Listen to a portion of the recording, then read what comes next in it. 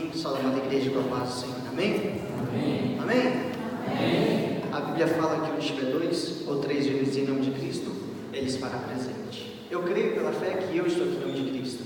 Tem mais alguém comigo neste lugar em nome de Cristo? Amém. Misericórdia, irmãos. Tem mais alguém comigo aqui em nome de Cristo? Pode levantar as duas mãos e exaltar, porque é Jesus que está aqui. Amém? Abra sua Bíblia. No livro de João, o Evangelho segundo escreveu João, capítulo de número 3. É motivo de grande honra, grande alegria estarmos aqui. Eu agradeço a Deus por esta oportunidade. Aqui é um motivo de grande alegria, grande honra pregar na primeira igreja católica. Deus abençoe. Eu agradeço ao pastor, à pastora, a sua família, que Deus possa continuar abençoando. Aos irmãos, que é bom revê-los. Está aqui a família, eu esqueci o nome, família da Ana Laura. Amém? Conheço assim. Está aqui os jovens de Verona, que eu sempre ministro lá, é sempre um prazer. Levanta a mão. Deus os abençoe, forte abraço. Eu vim acompanhado com a minha mãe, missionária, a pastora Rose Broca, a irmã Arley, a Tainan, que Deus possa abençoar. Amém? Para quem não me conhece, eu sou o evangelista João Broca, e é Broca mesmo, ok? Não é outra coisa, é Broca. 3, versículo de número 14. Quem encontrou, diga eu encontrei. Quem não encontrou, diga misericórdia. E como Moisés levantou a serpente no deserto, assim importa que o Filho do Homem seja levantado, para que todo aquele que nele crê não pereça, mas tenha a vida eterna. Porque Deus amou o mundo de tal maneira que deu o seu Filho unigênito, para que todo aquele que nele crê não pereça, mas tenha a vida eterna. Porque Deus enviou o seu Filho ao mundo, não para que condenasse o mundo, mas para que o mundo fosse salvo por ele. Quem crê nele não é condenado, mas quem não crê já está condenado, porquanto não crê no nome do unigênito Filho de Deus. Podemos assentar?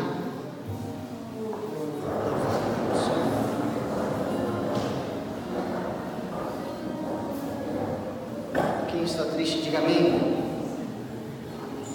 Todo mundo feliz, amém? Quero ministrar nessa noite sobre a salvação e o amor. É um tema de jovens. Me pediram até para vir meio jovem. Quero ministrar aqui nessa noite sobre essa passagem de João, capítulo número 3. A Bíblia foi escrita em grego, aramaico e hebraico por cerca de 1500 anos. 40 autores, 40 pessoas, 40 vidas diferentes, mas todos escreveram a mesma coisa, a mesma história, o mesmo objetivo, que era Jesus, Cristo de Nazaré. A Bíblia, cerca de 300 depois de Cristo, se levantou um bispo da igreja e disse: olha, vamos fazer o seguinte, vamos juntar todos os livros inspirados por Deus e vamos formar a Bíblia, coletânea de livros. E a Bíblia, eles colocaram por divisões, eles colocaram por capítulos, números. Dentro do Antigo Testamento nós temos 39 livros. Dentro do Novo Testamento nós temos 8 livros, 8 autores, 27 livros, 8 autores. O interessante é que essa divisão, ela também vem nomeada como o Antigo Testamento e o Novo Testamento, todos sabem disso. Dentro do Antigo Testamento, eu disse, nós temos 8 autores: Mateus, Marcos, Lucas, João, Paulo, Pedro, Tiago e Judas. O interessante é que também tem divisões. Dentro do Antigo Testamento nós temos os Evangelhos, o livro histórico de Atos, temos as cartas, as epístolas e o livro da Revelação, também chamado por Apocalipse. Dentro dos Evangelhos nós também temos divisões. 2 evangelhos andaram com Jesus, que é Mateus e João. E 2 não andaram com Jesus, que foi Marcos e Lucas. O interessante é que eu percebo algumas verdades de diferenciais entre Mateus e João. Mateus, ele olha para Jesus e diz: Jesus é Messias, Jesus é rei, porque é da descendência de Davi. Jesus é profeta, o Messias que nós esperávamos. E glória a Deus por isso, porque Jesus está curando, Jesus está operando, Jesus é quem nós esperávamos. Agora João ele vai escrever, ele escreve para quem é pentecostal, para quem vai na profundidade com Deus.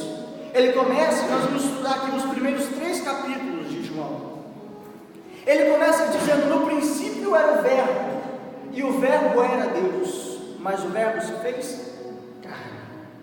Ele vem falar sobre a natureza de Jesus. O primeiro capítulo que ele começa é sobre a natureza do verbo, o verbo que é Jesus. Quem está acompanhando, diga amém. Amém. Quem está perdido, diga amém. Amém. Oh, misericórdia. Amém. O que é um verbo? Alguém já leu algum livro sem verbo? Impossível, porque um livro sem verbo não tem história. A minha e a sua vida sem Jesus não tem história. Já me perguntaram, então ele é o complemento da nossa história? Irmãos, não, Jesus não é o complemento, porque Jesus não é um adicional, não, Jesus é tudo. Aleluia. Ele não vai complementar a nossa história, ele vai preencher o que nos falta, é tudo. Jesus é tudo, porque sem ele não há história. Ele começa pregando, dizendo: Jesus é o verbo. Aí ele vai falar agora sobre o verbo. Olha, o verbo, ele nasceu, ele foi carne como a gente. E certo dia foi se encontrar com aquele que preparou o caminho, chamado João Batista. João Batista estava lá certo dia pregando sobre o verbo, dizendo: eis que virá aquele que não sou digno de atar as sandálias dos pés. E enquanto ele pregava, chegou Jesus, e ele disse: eis aí o Cordeiro de Deus que tira o pecado do mundo. Aí todos sabem, Jesus foi batizado, vai para o deserto. Mas quando Jesus ele sai ali de João Batista, alguns discípulos vão com ele. Eu estou pregando só aqui nos 3 primeiros capítulos, tá bom? Para quem não está entendendo, só aqui os 3 primeiros capítulos. Sai alguns discípulos de João e começa a seguir Jesus, porque maior que João é Jesus. Aí também a Bíblia fala que nesses novos discípulos veio Filipe e Natanael. Jesus foi para Galileia, chegou na Galileia, chegou para Filipe e disse: Filipe, vem, segue. Aí Filipe ficou tão emocionado e disse: eu vou contar para o meu irmão. Aí chegou: olha, é o seguinte, nós encontramos o que nós esperávamos, porque crente espera pela vinda de Jesus, e eles estavam esperando a vinda de Jesus. Olha, aquele a quem nós esperávamos, eu encontrei. Vem, olha, vamos lá encontrar o mestre. Mas espera, ele é da onde? É de Nazaré. Mas pode ver alguma coisa boa de Nazaré? Irmãos, com um crente que questiona muito, com um jovem que tem muitas perguntas, com pessoas que têm muita incredulidade, não precisa falar muito, não precisa de muita filosofia, porque muita filosofia mata. É só vem e vê, porque Jesus testifica dele mesmo. Só precisa vir e ver, porque você verá os milagres que Deus vai fazer. Eu não vou falar muito não, se pode ou se não pode ver alguma coisa boa de Nazaré. Jesus vai te mostrar que ele é o Messias, quem nós esperamos. Aí a Bíblia fala que ele vai lá e se converte. Aí eles vão para Galileia, numa cidade chamada Caná da Galileia. Em Caná da Galileia, ao 3º dia que Jesus estava lá, teve uma festa. Quem aqui não gosta de festa? Quem aqui não gosta de casamento? Oh, glória quando chegar o meu. Meu Deus! E nessa festa, Jesus estava lá, presente na festa. Jesus transformou a água para o metade da igreja sempre sabe da história, tá bom? Mais ou menos a história foi assim, ó. Jesus estava na festa, acabou o vinho. Aí Maria chegou para Jesus e disse: acabou o vinho, e agora? Nos ajude. Aí Jesus disse: olha, eu tenho eu contigo, mulher, mas eu vou fazer alguma coisa. A Bíblia fala que Jesus então chama os serventes, manda eles pegar as bacias de água e levar até ao mestre-sala, e ao noivo, e à noiva, e aos convidados. E a Bíblia fala que quando eles beberam daquela água, já havia sido transformada em vinho. Agora todos sabem da história? Amém. O que me chama a atenção nessa história, do capítulo de número 2, agora estou no capítulo 2, é que quem provou o vinho, a água transformada, quem provou do milagre foi o mestre-sala, foi o noivo, a noiva, foi os convidados. Mas a Bíblia fala no versículo de número 11: e creram os seus discípulos, e foram juntamente com Jesus para Cafarnaum. Irmãos, quem provou do milagre? Foram convidados. Mas quem creu no milagre? Foram os discípulos. Porque quando nós temos os olhos focados em Jesus, não precisamos de viver milagres, só precisamos de ver e dizer: eu creio no Mestre, que Ele pode mudar a minha vida. Não precisa de muita coisa, é só ver para crer, porque Jesus, Ele pode fazer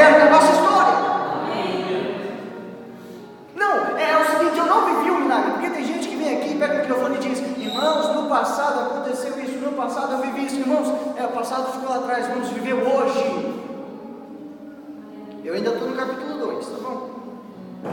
Aí Jesus sai de lá, vai para Cafarnaum. Chegando em Cafarnaum, era Páscoa, como esse final de semana é. Aí nessa Páscoa, Jesus vai para a igreja, porque, irmão, Jesus ia na igreja. Já falaram para mim, Jesus não ia na igreja não. Eu falei, então eu estou lendo a Bíblia errada. Tá bom? Porque Jesus ia na igreja. Jesus participava da igreja. E chegando na igreja, que era época de Páscoa, ele viu algo que era fora do normal. Existiam barracas lá de venda, só que o problema não é a venda em si. O problema é o seguinte, irmãos. Na lei mosaica, era obrigatório a pessoa levar de casa o sacrifício pelo seu pecado. Mas os sacerdotes da época de Jesus mudaram a lei e disseram, é o seguinte, os que vocês trazem de casa já não pode. É a mesma coisa que o pastor falar, a moeda que você traz de casa não vale a pena. Tem que comprar a moeda que nós vendemos aqui. Não, o sacrifício tem que ser comprado aqui para nós, para valer, para ser aceito por Deus. Aí a Bíblia fala que eles montaram tendas para vender sacrifícios, pombinhos, bois, rolas, tudo.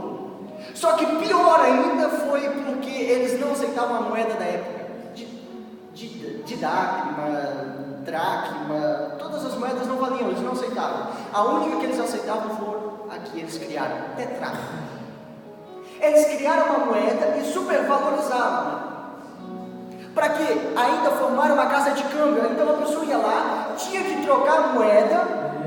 Quando eles trocavam a moeda, eles iam lá comprar o sacrifício e então eles iam sacrificar o Senhor por expiação do pecado. Ou seja, a pessoa perdia dinheiro em algo que Jesus tinha dito, traz de casa. Porque a adoração, ela tem que vir de casa, não pode ser comprada. A adoração é diária, é na semana, é no dia a dia, não é apenas em 2 horas, não é comprada. Tem gente querendo vender a adoração, mas tem que vir de casa. Jesus disse, entrai no vosso quarto. Aí Jesus viu aquela bagunça e disse, eu vou purificar o templo. Porque gente que tem visionários dentro da igreja, Jesus quer purificar. Aí Jesus começou a chutar. Aí os sacerdotes da época, o povo do Sinédrio, os levitas que cuidavam da casa de Deus, falaram, mas quem é esse? Nós ouvimos que ele fez a transformação da água para o vinho. Nós ouvimos ele através de João Batista, mas o que ele está fazendo aqui agora? E por que ele está destruindo o nosso negócio? Aleluia. Aí Jesus faz essa revolução no sistema religioso. Aí Jesus sai. E no meio desse sinédrio existiam 2 sacerdotes, 2 príncipes dos judeus que ficaram intrigados por Jesus. O primeiro era José de Arimateia. Quem conhece, diga amém. Amém. Quem não conhece, diga amém. Amém. José de Arimateia foi aquele que pediu o corpo de Jesus para sepultar. Amém. Ok. E outro foi chamado Nicodemos. E a Bíblia começa no capítulo 3. Ora, havia entre os fariseus um homem chamado Nicodemos. E indo ele se encontrar com Jesus de noite, começou a pregar com Jesus. O interessante é que ele foi de noite. Diga comigo, de noite. Para de graça, mais bonito, de noite. Ele não foi de noite para se esconder, talvez, aqui quem diga. Ele não foi de noite porque ninguém ia ver ele, talvez, mas não. De noite porque ele estava junto com os fariseus compactuando do pecado. Porque ele sabia, ele era o mestre da lei. Para ser o mestre da lei tinha que saber todas as 613 mandamentos do Torá, do Pentateuco. 248 eram positivos, que era obrigado a fazer. 365 eram negativos, que não podia fazer. Ele sabia tudo isso de cor. Então ele sabia que o que eles faziam era errado. E mesmo assim ele compactuava do pecado dos outros. Irmãos, jovens que compactuam do pecado do mundo precisam encontrar Jesus. E o problema é que não vai encontrar de dia, vai encontrar de noite, porque a noite vai chegar. Meu Deus, tem de misericórdia. Está aqui um pouco baixo. De noite, porque a dúvida chegou no seu coração. Ele estava compactuando do pecado, ele sabia que era errado, então a dúvida da noite chegou, porque porque é quando a gente deita a nossa cabeça no nosso travesseiro é que vem a consciência batendo. Você sabe que é errado, por que você fez? Você sabe que, segundo a lei do Senhor, é errado fazer isso, por que você fez? É na escuridão da noite que a nossa consciência vem. Então de noite ele chegou para Jesus e diz: Senhor, bem sabemos, olha, repita comigo, bem sabemos. Ele não está falando dele, ele não está falando dos filhos, da mulher, não, ele está falando bem sabemos de todos os fariseus. Nós sabemos que tu és o mestre vindo de Deus. Nós sabemos que tu é o rabi a quem nós esperávamos. Para ser chamado de mestre, tinha que ser estudado com o mestre, chancelado, carimbado, aceito por todos. Mas ele chegou para Jesus e diz: não precisa ninguém confirmar, não precisa ninguém carimbar, porque o ministério que tu tens vem de Deus. Aí quando ele está pregando, Jesus para a pregação, por quê? Que Jesus é bonito, que Jesus é da parte de Deus, que Jesus é o Cristo, isso todos sabemos. Agora a mudança que nós temos quando nós aceitamos a sua palavra, é isso que importa. Meu Deus. Ele estava pregando bonito, nós sabemos que tu és de Deus, que tu vem de Deus, porque ninguém pode fazer os milagres se Deus não estiver com ele. Aí Jesus fala: pronto, todo mundo sabe disso. Agora, em verdade eu te digo, se não nascer de novo, não entra na terra prometida dos céus. Glória a ti, Senhor. Aleluia. Saber que Jesus cura. Agora, viver a cura que Jesus tem para nos proporcionar é diferente. E eu não falo de cura exterior, eu falo de cura interior. Jesus diz: em verdade te digo, se não nascer de novo. Aí ele dá uma assim: mas o que o Senhor está falando? Como é que eu vou entrar na barriga da minha mãe e sair? Precisamos nascer de novo. Jesus pregava certa vez e disse: olha, tem muita gente que vai bater na porta do céu e dizer: Senhor, Senhor, em teu nome eu preguei, em teu nome eu profetizei, ok, em teu nome eu expulsei demônio, ok, e agora, Senhor, e agora? Se não nasceu de novo, não pode entrar na terra dos céus. Não adianta viver uma vida dentro da igreja, não adianta viver uma vida orando, buscando e fazendo um monte, se não nascer de novo, não pode entrar no reino dos Deus, no reino de Deus. O que é nascer de novo? Quem é que é nascido de novo? Eu tenho medo de levantar a mão. Para ser sincero, cada um sabe de si, mas eu tenho medo. Porque quem é nascido de novo? O que é nascer de novo? É eu deixar todas as minhas experiências, todos os meus pensamentos, os meus dogmas, os meus princípios para trás que eu aprendi e dizer: agora eu vou viver os princípios de Deus, agora eu vou viver a vida que Deus tem para mim. Isso é nascer de novo. Paulo ele pregou dizendo: agora já não vivo eu, mas Cristo que vive em mim. Isso é nascer de novo. Aí ele para a palavra de Jesus. Jesus está lá começando a pregação, dizendo: paz do Senhor, queridos e amados. E ele para: mas Senhor, eu não entendi essa palavra. Como é que alguém pode entrar no ventre da sua mãe e nascer de novo? Aí ele disse: é o seguinte, o que eu estou falando, Isaías já profetizou. O que eu estou pregando, Ezequiel já profetizou. Porque em verdade te digo que quem não nasce da água e do Espírito não entra no reino de Deus. Ezequiel já falou disso, Isaías já falou disso, Nicodemos. Por quê? Está lá escrito: eu espargirei água sobre vós, para vos purificar do pecado, e derramarei sobre vós o meu Espírito para que vivais. Nicodemos, eu estou pregando Ezequiel, eu estou pregando Isaías. Será que você não está entendendo? Aí ele continua pregando: não fica maravilhado por eu falar que tem que nascer de novo, porque assim como o vento sopra, você só ouve, você só sente, ele vai para onde quer. Assim quem é nascido de Deus vive. O que é nascer da água e do Espírito? Mexe nessa pessoa que está do seu lado. Até lá que eu vou dar, chacoalha ela. Mexe na pessoa.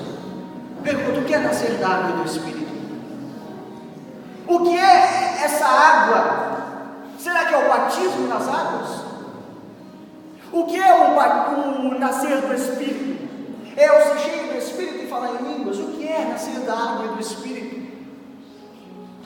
Nascer da água, irmãos, eu aprendi, é nascer pela palavra.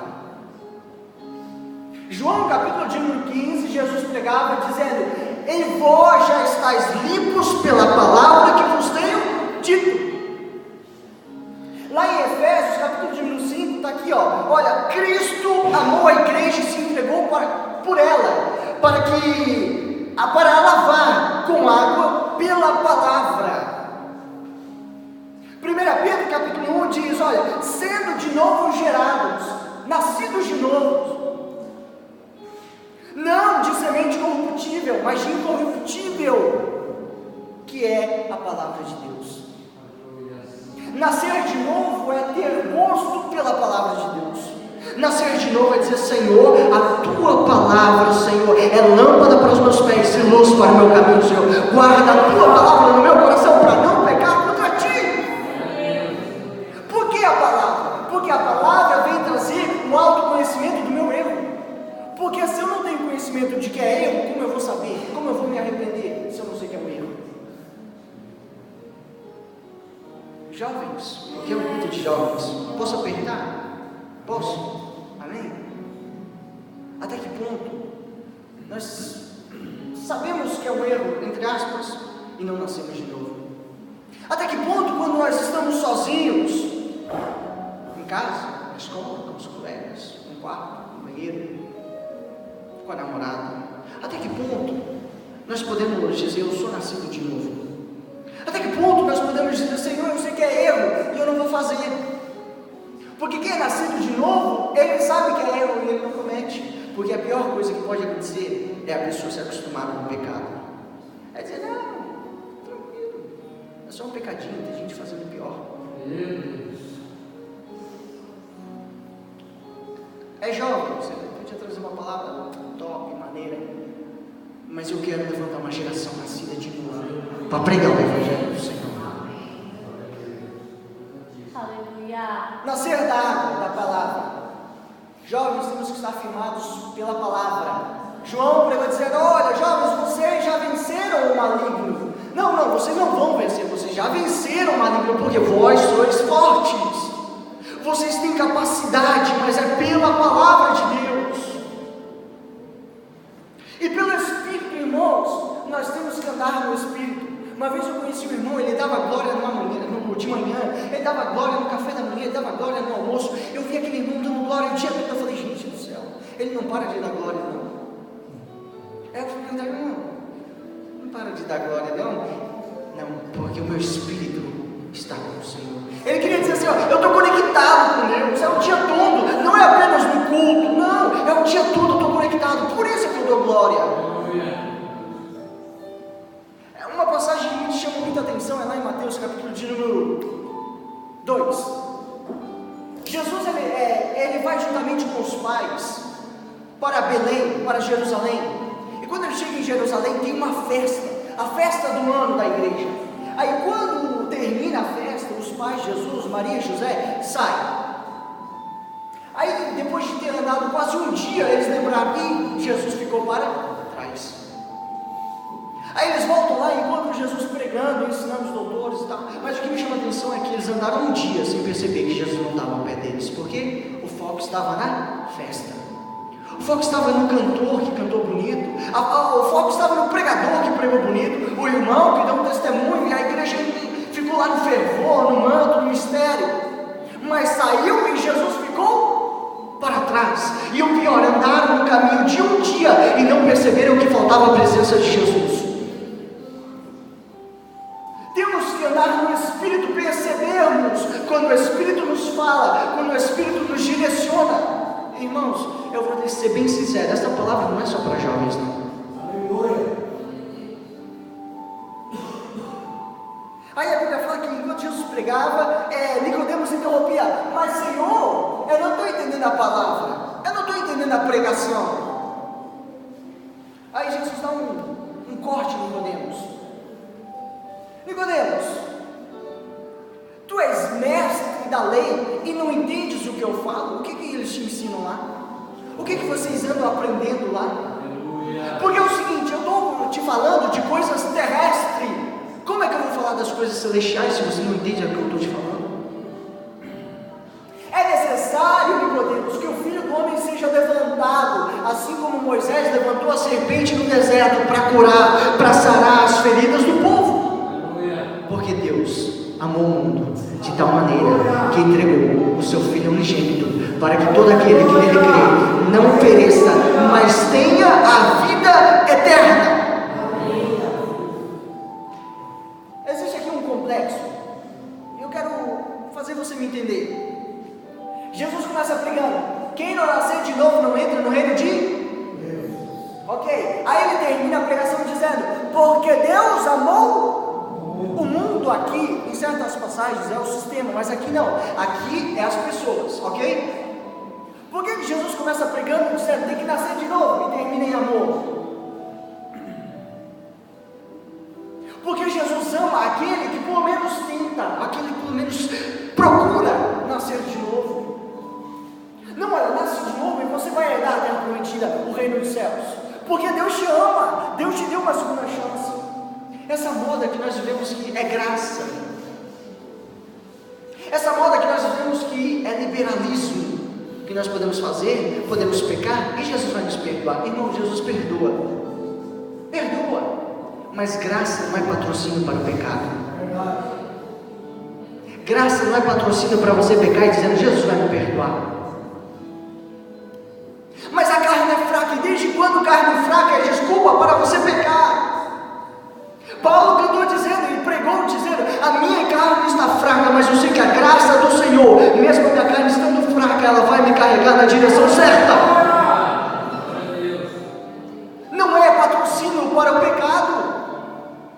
Jesus, ele prega nascer de novo, só então vem o amor de Deus. Olha que interessante, hoje é o contrário. Hoje a gente fala: hoje é amor. É maneiro, Jesus. Esquecemos a parte de nascer de novo. Essa foi a pregação de Jesus para um fariseu, para alguém que entendia da lei, para alguém que era mestre, que sabia o Pentateuco, os 5 primeiros livros da Bíblia, de cor. Para alguém que se dizia entender, mas que estava compactuando do pecado dos outros. Você pode me dizer, pode vir aqui com sofisma, pode vir aqui com teologia, pode vir aqui com muita coisa, mas a pregação de Jesus foi essa. Não, mas olha, evangelista João Broca, salvo uma vez, salvo para sempre. Irmãos, eu até concordo até certo ponto com isso, porque quem é salvo não envergonha o evangelho, quem é salvo não cai em tentação, quem é salvo não faz vergonha para Jesus. Mas isso não é patrocínio dizendo: não, olha, eu posso pecar porque Jesus já me salvou uma vez. Não, isso daqui é patrocínio para dizer: Deus me deu uma segunda chance para viver a sua palavra e andar no seu Espírito. Glória a Deus. Nascer de novo não é ter mudança somente, porque é também, não é somente, atenção, de vestimenta, de vocabulário, não é somente ter mudança no meu aspecto, mas é ter mudança aqui dentro. Será que os seus pais, o seu esposo, a sua esposa, os seus colegas, seja lá em que área, em que meio você vive, podem testificar: ele é nascido de novo? Não, aquele ali é cristão?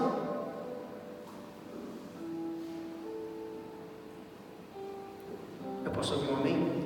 Amém. Tem os irmãos aqui. Pastor, prepara os irmãos aí para me dar uma guarda-costa aí na hora de sair daqui. Lá em Portugal eu estava no meio de jovens.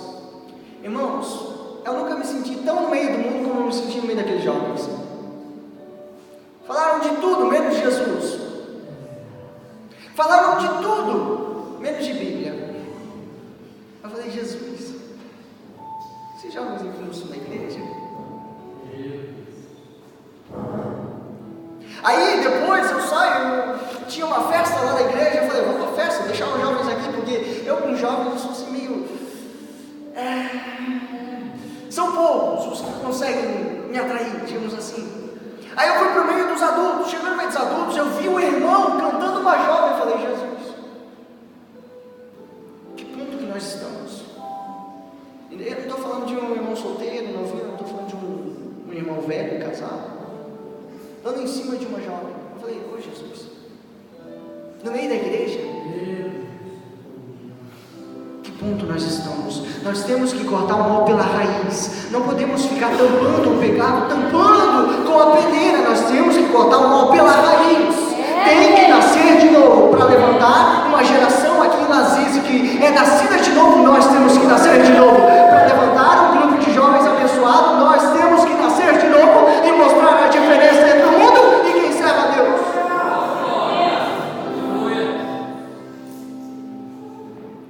Jesus pregou no capítulo de número 5 de Mateus, dizendo: vós sois sal da terra e luz do mundo. Ele não disse eu sou, ele disse talvez uma vez eu sou a luz do mundo, mas ele disse: vós, agora é a vossa vez. Eu vim brilhar, eu vim fazer minha parte, mas eu estou de partida. Eu vou deixar o Espírito Santo, ele vai vos ajudar, ele vai vos convencer do vosso pecado. Porém, vós sois sal da terra e luz do mundo. Eu tenho que fazer minha parte no Evangelho de Deus. Irmãos, eu não estou falando aqui de pregação daquelas assim: você tem que nascer de novo para Deus te dar um carro. Não, eu não estou pregando aqui, você tem que nascer de novo para você ganhar uma casa e uma família. Não, eu estou falando assim, você no nascer de novo não pode entrar no reino de Deus. É mais profundo, é mais profundo. Porque quem aqui quer ser salvo? Quem aqui não quer ser salvo? É um desejo comum entre nós. E nós temos que esperar da maneira certa. Desde pequeno, eu nasci na Assembleia de Deus, irmãos, lá de Forquilinha. Criciúma, amém, irmãos? Porque Forquilinha não está no mapa. Se procurar lá, procura Criciúma. E era uma igreja antiga, e esses dias eu vi um vídeo lá que me mandaram, eu falei: uau, que legal, me tive boas memórias. O interessante é que naquela época já pregavam: Jesus está voltando. Eu me lembro dos pregadores lá, com aquela voz bonita, lá, que inveja santa, com aquelas vozes eloquentes: Jesus está voltando. E isso foi há 2 décadas atrás. Imagina agora, que já passou 2 décadas. E vem aqui um pregador jovem dizendo: Jesus está voltando, mas tem que nascer de novo, porque tem que esperar da maneira certa. Por isso que Jesus diz: muda os tempos, mas a palavra do Senhor permanece para sempre. Quem recebe essa palavra, diga amém. Quem não entendeu, diga glória a Deus. Amém. Se torne de pé.